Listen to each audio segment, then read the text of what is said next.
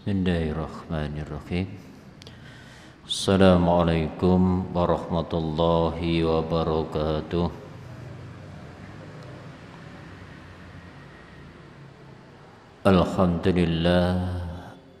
Alhamdulillahilladzi arsala rasulahu bil huda wa dinil haqq liyudhhirahu 'alad dini kulli walau karihal musyrikun. Asyhadu an la ilaha illallah wahdahu la syarikalah wa asyhadu anna Muhammadan abduhu wa rasuluhu la nabiyya ba'dah. Allahumma shalli wa sallim wa barik ala nabiyyina Muhammad wa ala alihi wa ashabihi ajma'in, amma ba'd. Saudara kaum muslimin muslimat rahimakumullah, mari pada kesempatan di malam hari ini kita panjatkan puji dan syukur kehadirat Allah Subhanahu wa taala, karena Allah begitu banyak melimpahkan nikmat rahmat-Nya kepada kita semua, sehingga kita di malam hari ini masih diberi kesempatan oleh Allah untuk bermuwajah atau bertatap muka dalam rangka thalabul ilmi. Dan semoga apa yang kita amalkan di malam hari ini benar-benar dicatat oleh Allah menjadi amal yang soleh, amal yang mampu mengantarkan kebahagiaan kita dunia hingga akhirat. Amin ya rabbal alamin. Salawat berta salam semoga tetap tercurah limpahkan kepada junjungan kita Nabi besar Muhammad sallallahu alaihi wasallam.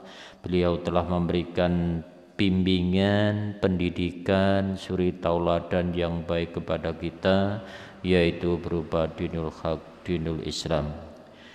Saudara kaum muslimin muslimat rahimakumullah, mari kita lanjutkan kembali kajian tafsir surat Al-Baqarah ayat 178.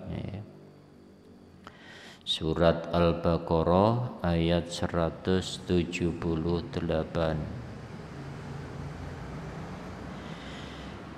A'udzu billahi minasy syaithanir rajim. Ya ayyuhalladzina amanu kutiba alaikumul qisasu fil qatla al-hurru bil hurri wal 'abdu bil 'abdi wal unsa bil unsa.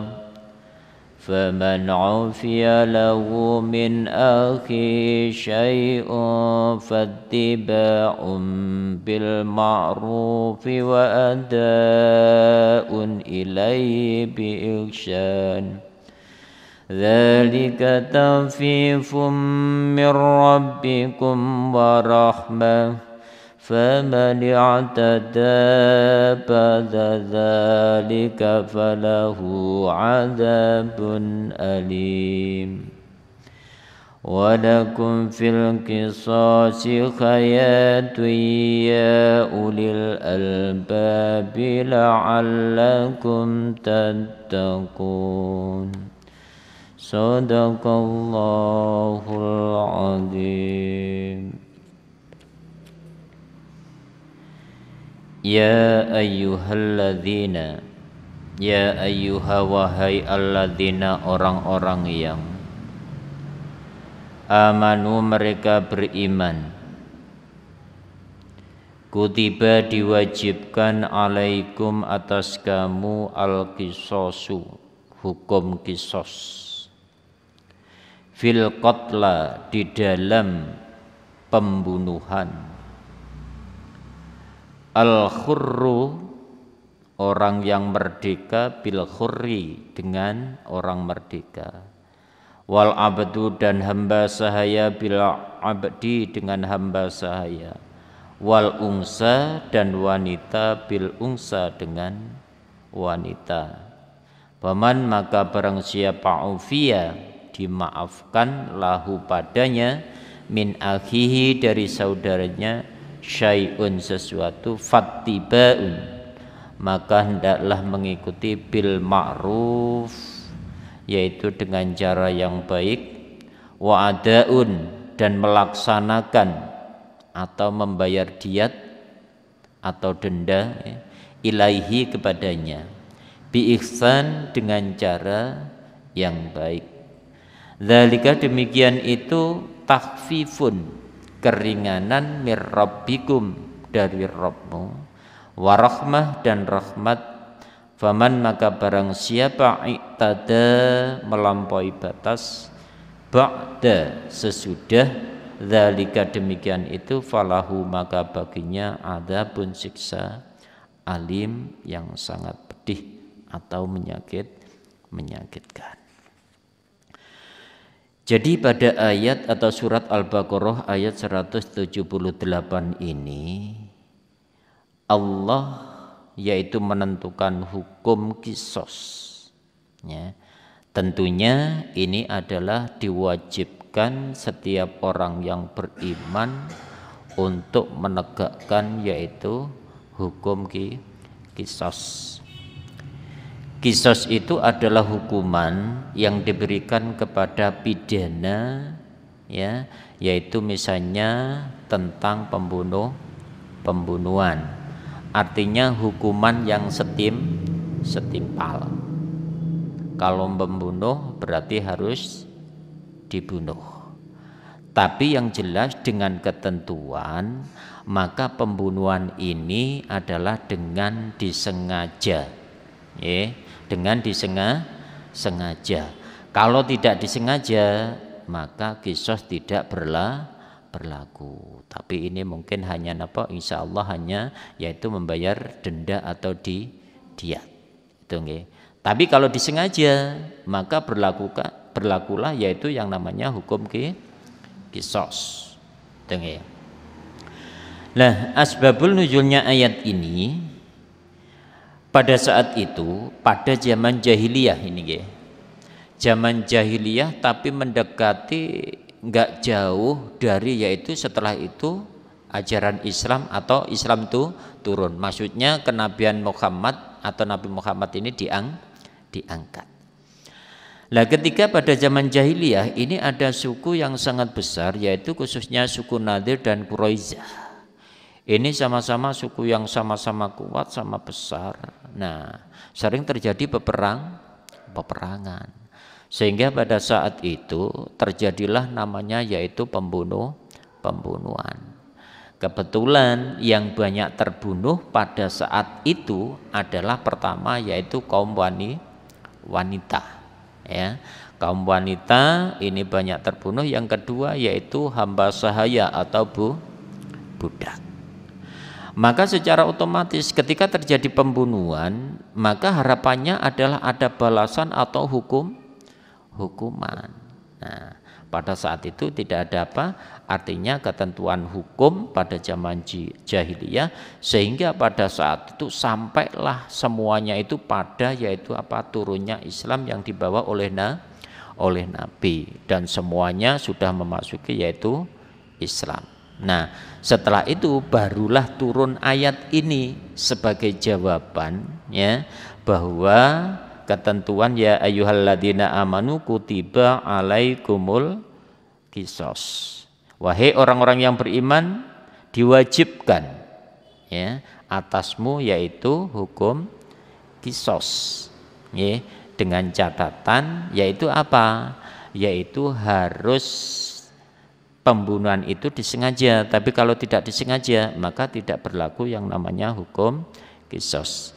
Dan itu pun harus dilakukan dengan cara yang adil, ya. Karena orang-orang apa Yahudi ini khususnya, ya, sebelum yaitu turun kepada Quran, maka hukum ini sudah berlaku bagi orang-orang Yahudi atau dicantumkan dalam kitab Taurat itu, ya.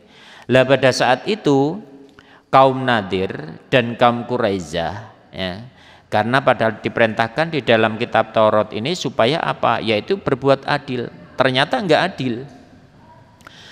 Ketika terjadi pembunuhan, ya, terjadi pembunuhan, misalnya Bani Nadir, suku Bani Nadir membunuh Bani Quraisyah. Nah, ini tidak mendapatkan hukum kisos, tapi diganti hanya membayar yaitu 100 wasak kurma. Kalau wasak itu bisa dihitung mungkin apa nggih, insyaallah di modelnya apa nggih, kayak tomblokan ngeten niku lho nggih. Nggih, ukurannya itu 100. Ini bila mana suku Nadir membunuh yaitu suku Bani Quraisyah. Tapi sebaliknya ketika Bani Quraisyah membunuh yaitu apa? Bani Nadir, niki dikenakan sanksi membayar 200 wasak kurma, 2 kali lipat. Tapi kalau tidak mau maka akan dikenakan yang namanya kisos. Ini namanya kan tidak adil. Padahal hukum itu harus adil berlaku bagi siapapun. Kalau misalnya sekarang termasuk bagi pimpinan atau bagi rakyat, ini berlaku. Jadi hukum itu bukan untuk rakyat saja, bukan untuk rakyat saja, tapi berlaku untuk kesemuanya, sehingga itu namanya adil. Nah, ketentuan-ketentuan hukum semacam itu kalau di dalam Quran harus benar-benar dipatuhi, harus benar-benar ditaati. Lah pada saat itu, nah ini khususnya yaitu apa, orang-orang Yahudi itu tidak pernah mematuhi, bahkan mengganti dengan hukum yang lain. Agar apa? Yaitu terasa ringan. Dan pada saat itu kenapa kok Bani Quraisyah ini artinya tertindas? Karena Bani Quraisyah ini telah terkalahkan dengan yaitu Bani Nadir. Jadi kekuatannya lebih besar Bani Nadir. Oleh karena itu Bani Quraisyah ini tertindas. Sehingga masalah hukum pun itu yang sering yaitu tidak adil. Nah, setelah turun ayat ini maka berlakulah yaitu yang namanya kisos fil qatla, yaitu tentang pembunuhan. Jadi kalau ada orang yang apa, artinya terbunuh dengan cara sengaja atau direncanakan, maka dia pun harus dihukum bunuh. Itu harus dihukum bunuh. Cuman ketentuannya di sini al-hurru, orang-orang yang merdeka, bil hurri, dengan orang merdeka. Jadi ketentuannya begitu. Pertama di dalam apa, yaitu Quran, ya. Jadi orang merdeka kalau membunuh orang merdeka, nah maka barulah yaitu berlaku yang namanya hukum kisos. Terus yang kedua, ya, wal abdu bil abdi. Misalnya ada budak membunuh budak. Jadi maksudnya tingkatannya itu harus sama, Kalau misalnya apa, orang merdeka yang membunuh orang merdeka, terus budak membunuh budak, wal unsa bil unsa, wanita membunuh wanita. Itu ketentuannya. Sehingga pada saat itu sering janggal, karena yang namanya orang membunuh itu kan nggak mesti harus sama yang membunuh. Kadang-kadang terjadi di masyarakat itu ternyata laki-laki membunuh wanita, atau sebaliknya wanita membunuh laki-laki, atau orang merdeka membunuh budak. Maka disinilah yaitu apa, terjadi perselisihan pendapat di antara yaitu apa, termasuk para sahabat. Ya. Jadi banyak ya. Ada yang misalnya kalau apa, laki-laki membunuh perempuan pada saat itu tidak berlaku kisos, tapi hanya membayar denda atau diat sesuai dengan yaitu kesepakatan. Nah, akhirnya pada saat itu lama yang namanya kalau sudah tidak seimbang. Nah, akhirnya kan juga masyarakat kepingin yang namanya apa, mencari keadilan. Akhirnya yaitu turunlah ayat di dalam surat Al-Maidah, yaitu ayat 45. Artinya ayat ini dimansuh, ya, dimansuh, ya, diganti yang lebih baik, yaitu anan nafsa bin nafsi, ya. Jadi jiwa dibayar dengan jiwa atau nyawa dibayar dengan nyawa, sehingga di dalam surat Al-Maidah ayat 45 ini tidak ada pengkhususan. Tadi maksudnya apa? Siapapun itu pembunuhnya, entah laki-laki membunuh perempuan atau sebaliknya perempuan membunuh laki-laki, atau mungkin orang merdeka membunuh budak, maka berlaku secara umum keumuman ayat itu, maka harus dikenai hukum qisas.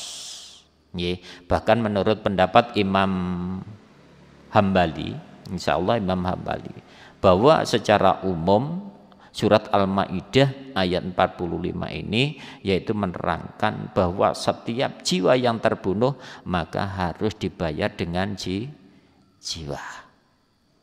Ya. Nah, bagaimana kalau misalnya pembunuhan itu terjadi secara rame?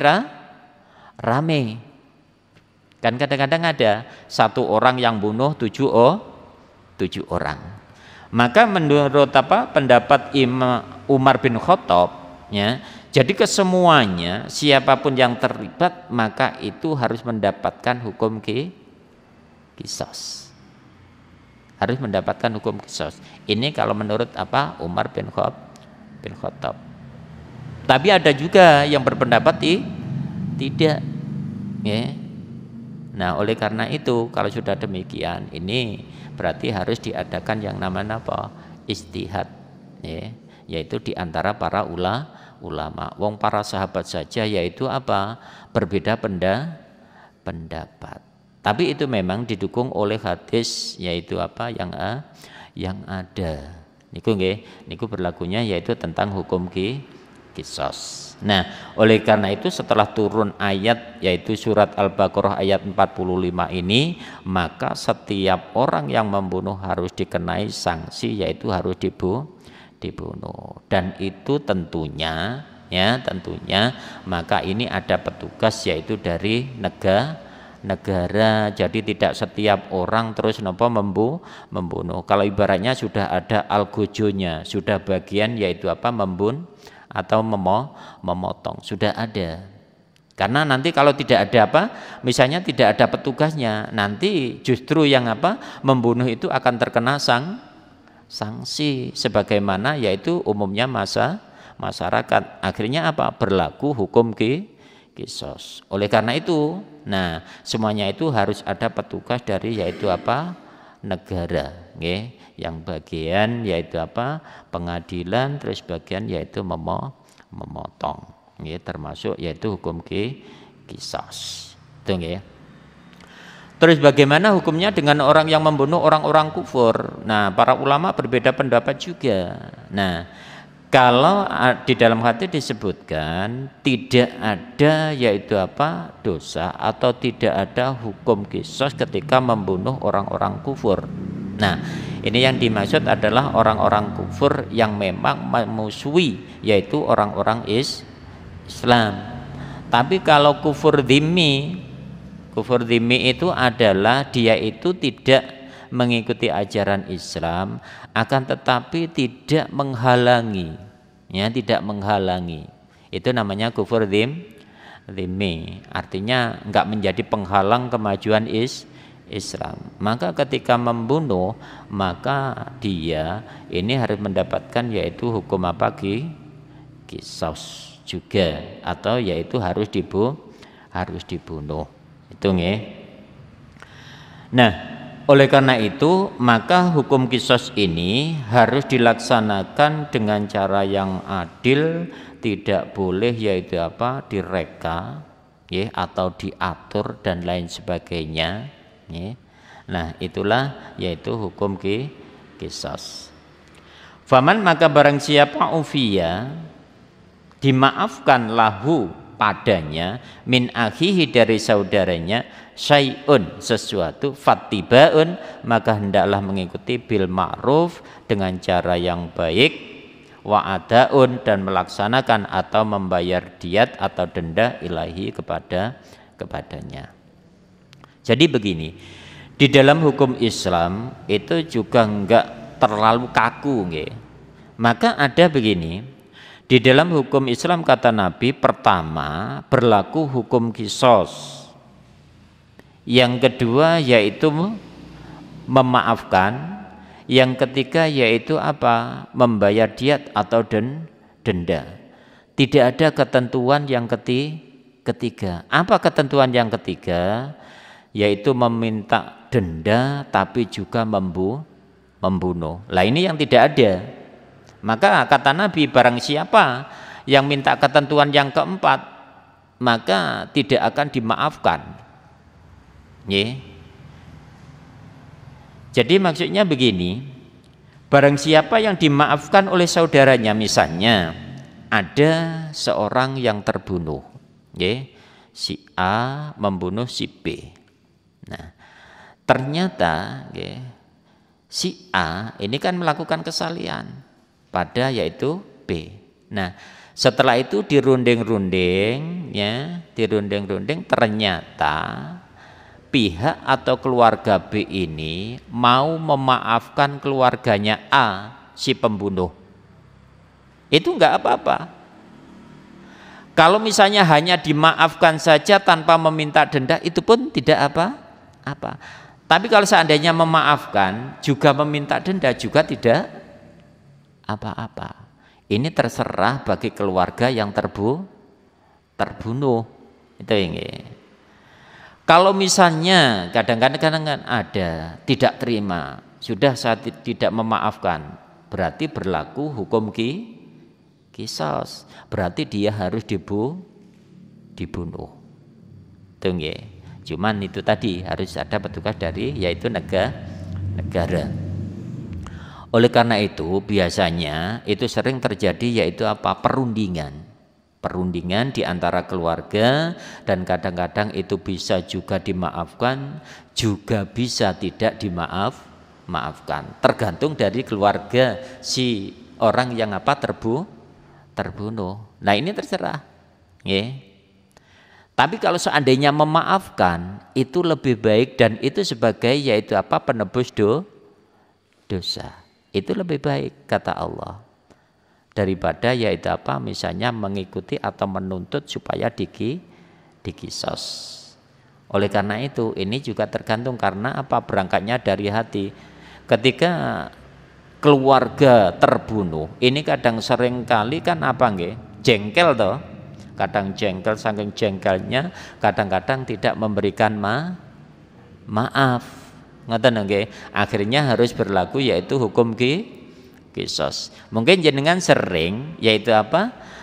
Melihat atau mendengar ketika terjadi persidangan. Coba ketika ada si pembunuh yang sedang di sidang, itu suara di luar kan tidak karu-karuan, seakan-akan menuntut harus dihukum yang seberat-beratnya. Kan mesti begitu.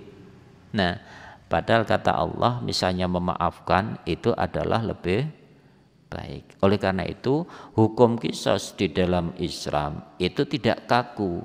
Ketika keluarga si terbunuh memaafkan, maka meskipun itu pengadilan negeri, pengadilan negara tidak berhak untuk memutuskan. Terserah dari keluarga. Ngaten nggih. Ketika keluarga memaafkan ya sudah, berarti lepas. Ketika keluarga tidak memaafkan berarti berlaku hukum qisas. Makanya di sini faman ufiya lahu min akhihi sa'in fattibaun. Ketika dimaafkan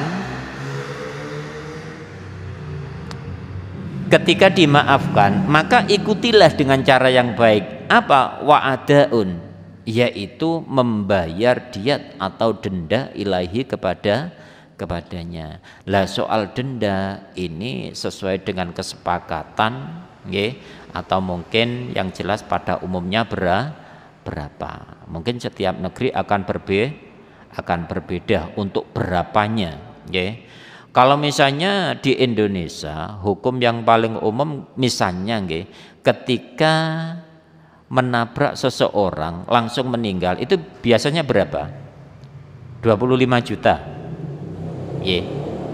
Biasanya ketika misalnya truk itu nggih menabrak langsung, kok langsung meninggal, itu biasanya insya Allah itu sekitar 25 juta. Itu kan sebenarnya apa? Membayar denda atau diat. Itu nggih. Padahal apa? Yang namanya supir truk ini kan tidak sengaja. Itu nggih, tidak sengaja. Oleh karena itu, nggih, itu hanya membayar diat, dan ini biasanya dirundingkan secara kekeluargaan. Karena sering kadang-kadang terjadi pembunuhan tapi tidak sengaja. Misalnya pas menebang pohon, ternyata tidak tahu, ternyata ada orang lewat, kejatuhanlah pohon, setelah itu meninggal. Maka hal semacam ini tidak berlaku hukum qisas, tidak berlaku. Terus lagi di dalam Islam, misalnya ada orang itu apa? Keperampokan nggih. Misalnya nggih, rumahnya dirampok malam-malam. Ini kalau hukum Islam. Ternyata tuan rumah ini membela dirinya sehingga sampai membunuh yaitu perampoknya. Itu nggih. Maka kalau menurut Islam, tuan rumah ini tidak terkena sanksi yaitu hukum qisas. Kenapa? Karena membela dirinya dan membela hartanya. Meskipun ya, karena membela kadang-kadang juga membunuh. Kalau tidak dibunuh maka dirinya yang akan terbunuh. Kalau dalam hukum Islam maka tidak berlaku hukum qisas. Kalau memang benar-benar apa? Membela dirinya juga membela hartanya. Karena orang membela dirinya, membela hartanya itu wajib. Seandainya meninggal, dia meninggal dalam keadaan yaitu meninggal syahid. Itu nggih. Nah, tapi coba kalau hukum kita saat ini ada tuan rumah membela dirinya, ternyata perampoknya yang terbunuh, kan ganti. Setelah itu tuan rumah yang dihukum. Kan begitu. Kalau hukum kita di Indonesia itu biasanya kan siapa yang terkena atau terbunuh itulah ya, orang yang membunuh berarti harus dihukum. Tidak ada alasan apapun. Tapi kalau di dalam Islam tidak, ya. Jadi melihat yaitu penyebabnya apa, ya. Nah itu baru nanti ada ketentuan hukum. Tuh ya. Nah setelah apa? Artinya dimaafkan, berarti harus mengikuti dengan cara yang baik yaitu membayar denda. Dan ini biasanya diberikan kepada apa? Walinya. Mungkin kalau punya orang tua berarti diberikan kepada orang tuanya denda itu. Ya, denda yang harus dibayar oleh yaitu pembunuh. Itu nggih. Biihsan dengan cara yang baik. Dzalika demikian itu takfifun, keringanan mirrabbikum dari Rabbmu warahmah dan rahmat. Artinya hukum Islam itu sebenarnya ada yaitu apa? Termasuk keringanan dari Allah atau rukhsah. Di antaranya apa? Itu tadi ada kalau misalnya pihak keluarga terbunuh mau memaafkan, maka itu juga termasuk apa? Lebih baik, dan itu merupakan keringanan, dan hukum Islam pun tidak kaku. Misalnya membunuh harus dibunuh tidak. Nah, tergantung dari keluarga terbunuh juga. Warahmatun dan rahmat. Itulah yaitu agama Allah.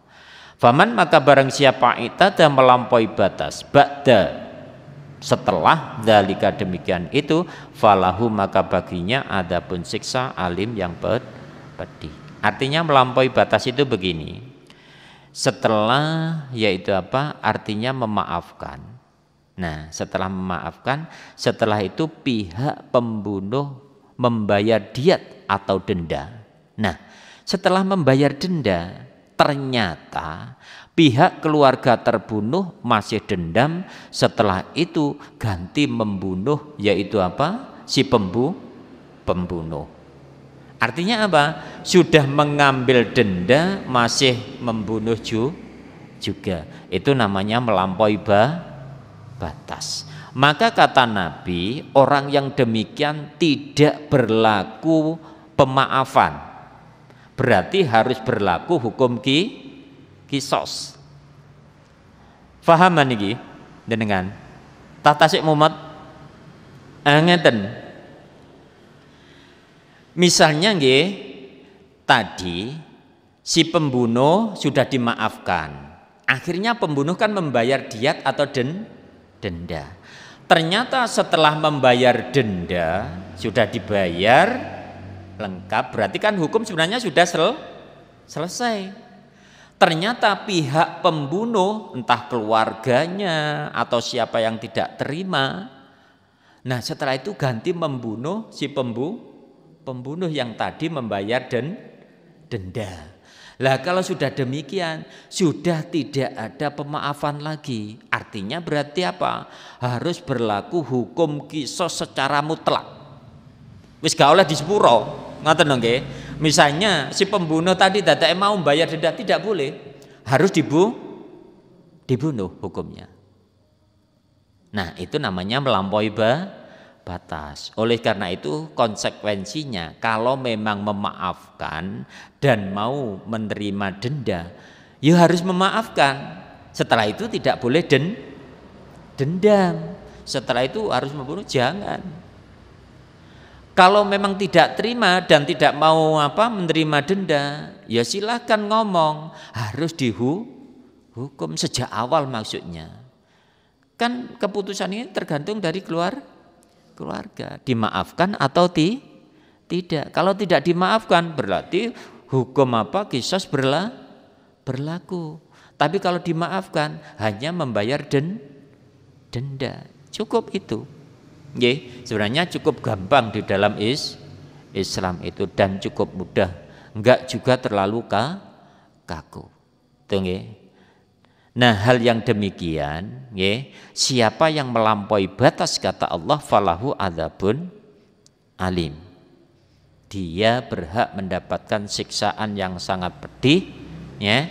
Di dunia dia harus dikisos, dipancung, dan kelak di akhirat juga harus, yaitu dihukum oleh Allah karena dia telah melampaui batas di dalam melanggar yaitu hukum Allah atau syariat Allah. Iku nggih.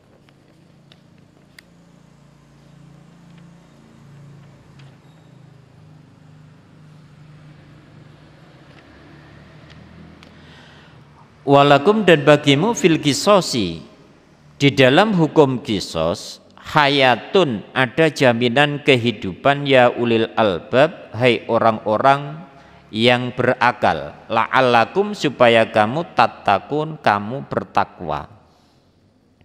Begini, kenapa Allah itu mewajibkan atau memperlakukan yang namanya hukum qisos?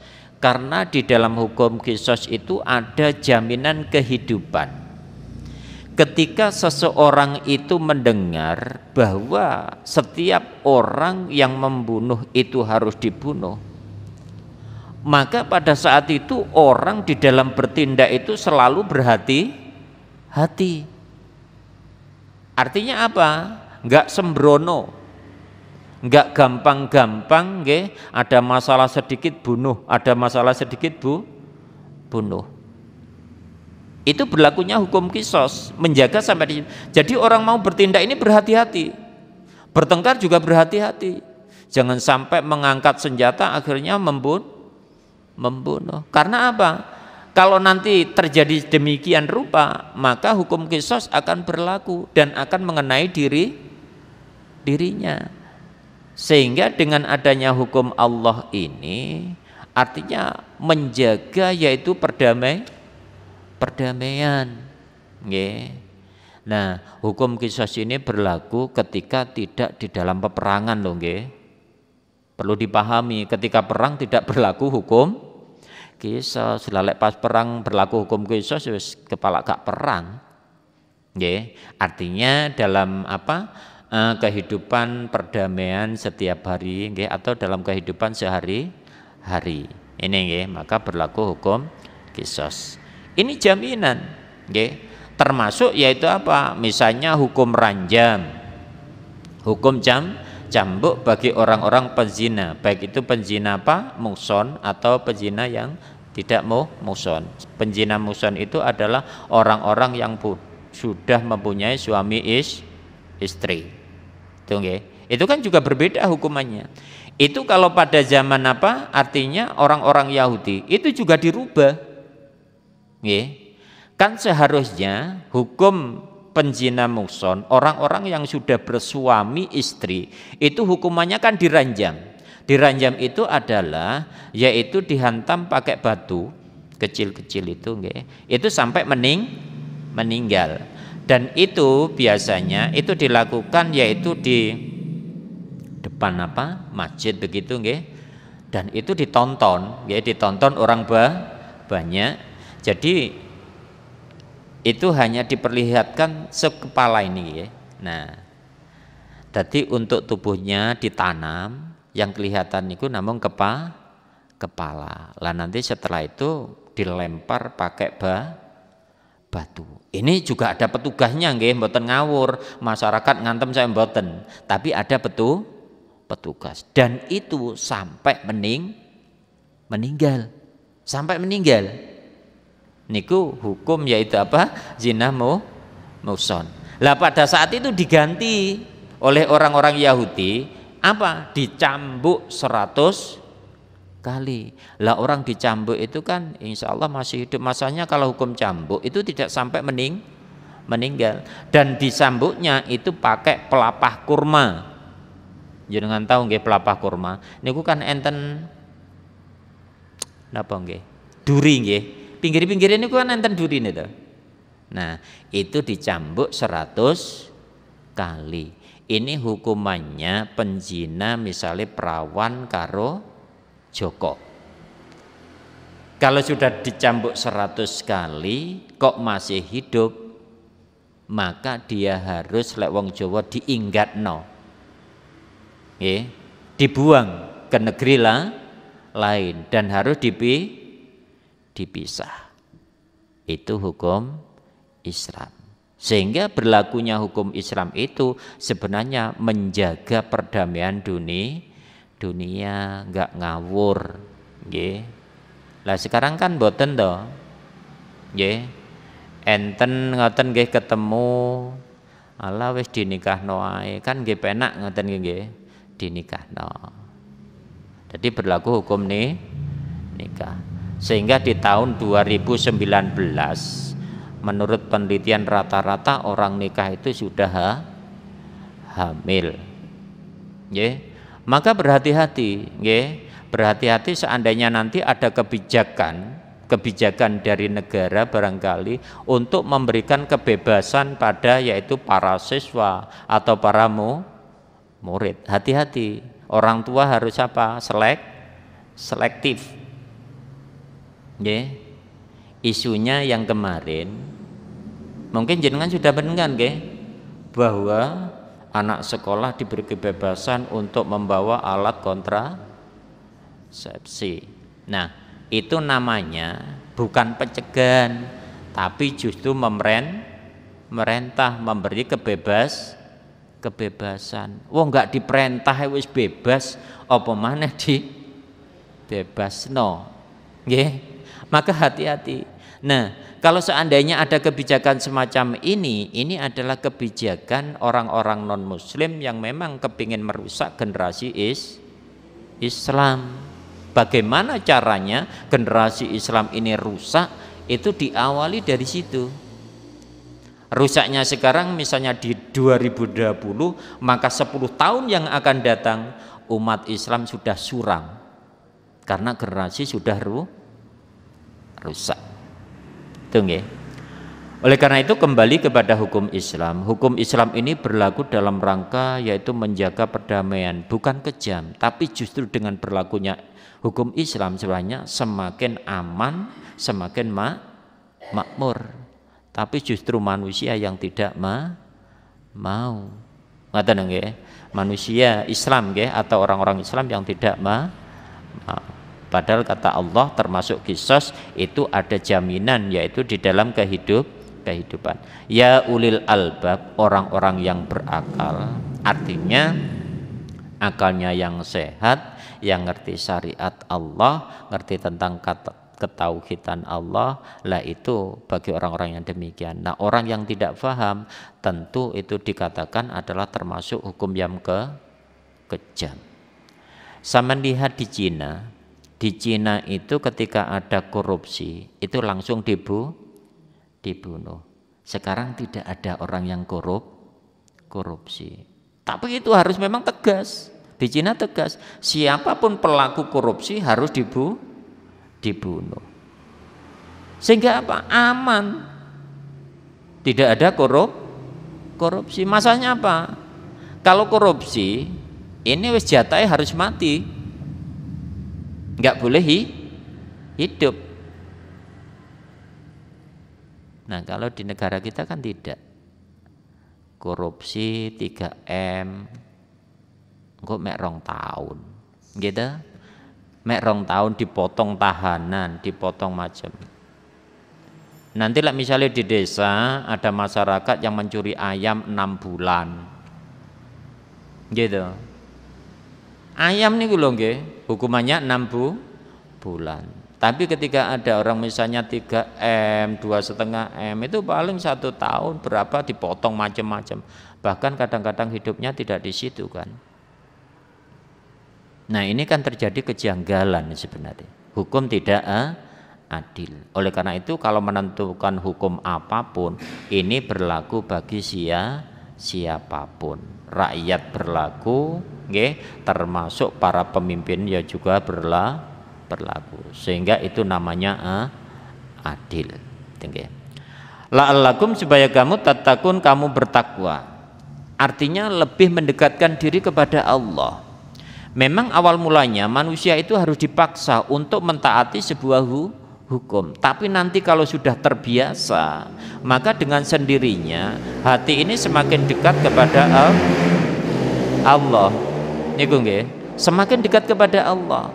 Nah, awalnya memang harus dipaksa untuk mentaati sebuah hukum dan itu terasa berat. Kalau bukan karena iman kepada Allah, takwa kepada Allah, maka menjalani hukum Allah itu akan berat. Dan bahkan kadang-kadang memandang itu adalah termasuk apa? Hukuman yang sangat kejam. Padahal itu demi perdamaian dunia, keamanan dunia. Seandainya itu diberlakukan, alangkah bahagianya, alangkah amannya. Ada orang mencuri dipotong tangannya. Sehingga kelihatan. Cuman meskipun demikian, karena negara kita bukanlah negara Islam, maka tentunya tidak berlaku yang namanya hukum Islam, karena negara kita bukan negara Islam. Oleh karena itu, artinya yang penting hukum-hukum Allah tetap kita harus mengenalnya, termasuk generasi-generasi kita, itu kita kenalkan, dengan hukum-hukum Allah yang sesungguhnya. Insya Allah suatu saat kalau memang Allah itu menghendaki, maka hukum itu pun akan berlaku di muka bumi. Yang penting kita tetap harus apa? Yaitu mengerti bahwa hukum Islam itu demikian dan demikian. Nah, itu hal yang paling penting. Kalau sudah demikian, paling tidak kita itu berhati-hati. Jangan sampai kalau misalnya tidak ada hukum ranjam, tidak ada hukum yang namanya potong tangan atau hukum qisas, paling tidak kita harus menghindari semua perbuatan itu yang menjadikan kita itu melanggar yaitu hukum itu. Misalnya tidak ada hukum qisas, ya janganlah sampai kita jadi umat Islam ini menjadi orang pembunuh. Itu namanya melanggar hukum. Terus misalnya lagi kalau tidak ada hukum zina misalnya, ya janganlah menjadi penjina, sehingga kita tidak menjadi orang pelanggar hukum Allah. Atau janganlah menjadi orang yang mencuri sehingga kita tidak melanggar hukum Allah, termasuk pemotongan tangan. Nah, sehingga dengan adanya hukum Allah itu kita orang beriman ngerti, artinya harus diri kita, jiwa kita ini harus kita cegah jangan sampai melanggar hukum-hukum Allah, sehingga kita nanti ketika di akhirat itu tidak sampai terkena sanksi sebagaimana yaitu hukum Allah di dunia. Karena ketika nanti orang penzina tidak mendapatkan hukum di dunia, maka kelak di akhirat Allah akan menuntut hukum itu. Dia harus mendapatkan hukuman itu. Allah yang langsung akan memberikan hukuman. Oleh karena itu, ya tentunya bagi orang-orang yang melanggar syariat Allah, perbanyaklah istighfar kepada Allah. Ini ikhtiarnya, jangan-jangan atau dengan istighfar itu semoga Allah memberikan yaitu maaf atau ampunan. Tapi yang jelas itu tetap Allah akan memberikan yaitu apa? Artinya siksaan ketika yaitu di akhirat. Oleh karena itu zaman Rasulullah itu ada seorang wanita yang datang kepada Rasulullah. Dia mengaku dengan sendirinya. Kenapa orang wanita ini mengaku dengan sendirinya? Karena dia takut akan hukuman Allah ketika di akhirat. Dia datang kepada Rasulullah, ya Rasulullah, sesungguhnya saya berbuat zina. Pada saat itu sudah hamil, hampir melahirkan. Akhirnya dikatakan oleh Rasulullah, apakah sungguh kamu telah berzina? Itu ditanya berkali-kali. Jangan sampai orang ini terpaksa mengatakan demikian. Akhirnya dia mengaku dengan sungguh-sungguh, akhirnya disuruh pulang. Setelah itu yaitu apa? Ditunggu sampai melahirkan. Begitu melahirkan selesai, terus nifasnya sudah habis, sudah masa suci, maka dia kembali kepada Rasulullah, minta diadili. Sehingga pada saat itu Rasulullah mengadili, langsung dihukum ranjam. Dia disuruh bertobat kepada Allah terlebih dahulu. Setelah bertobat kepada Allah, setelah itu dilaksanakan yaitu hukum Allah tadi atau hukum ranjam. Dan insya Allah orang yang demikian akan dijamin oleh Allah masuk surga. Kenapa? Dia bertobat, dosanya sudah hapus semuanya. Setelah itu meninggal dalam keadaan iman dan takwa kepada Allah. Artinya apa? Dia mentaati yaitu hukum-hukum Allah. Padahal seandainya dia tidak melapor, tidak ada orang yang tahu. Tidak ada orang yang tahu. Tapi dia melapor karena takut dihukum oleh Allah. Itulah orang-orang yang beriman dan bertakwa kepada Allah. Dan insya Allah dia akan dimasukkan oleh Allah ke dalam surga Allah karena ketaatannya. Saya kira cukup itu. Oh, nggih, monggo. Nggih. Nggih. Nggih.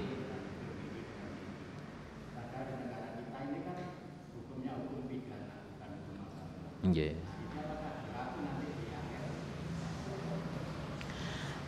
Ngeten. Kalau apa misalnya, artinya begini, jiwa dibayar dengan jiwa. Kalau seandainya keluarga ini tidak terima, berarti nanti hukum ini berlaku di akhirat. Tapi kalau seandainya terima dan dia mendapatkan diat atau denda, berarti dimaafkan. Ngoten nggih? Paham?